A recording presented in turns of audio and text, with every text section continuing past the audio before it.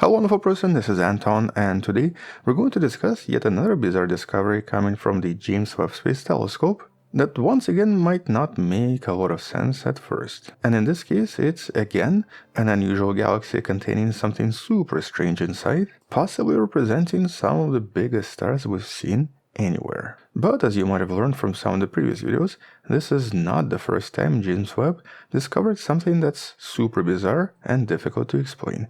And so let's talk about this new discovery coming from a galaxy referred to as GS3073, the galaxy that you see right here, and talk about why this is unusual and what seems to be happening here. And I guess in this case, let's start with the galaxy itself. First of all, like previous discoveries, this is an AGN, active galactic nucleus.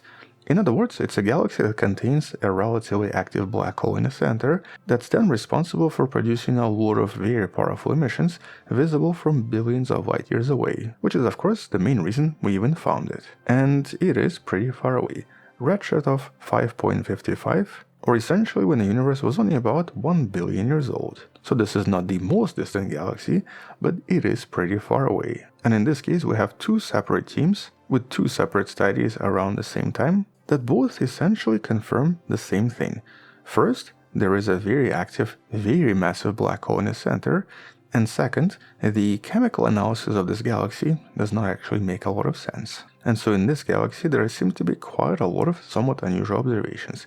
For example, the black hole itself has already been confirmed to be overmassive, as in it seems to be much larger and much more massive than expected for a galaxy of this size at this time. But the true mystery of GS3073 is really in the elemental composition and the ingredients inside the galaxy, because here the chemical signature is just bizarre and seems to be entirely different from a lot of galaxies we've seen around the same time.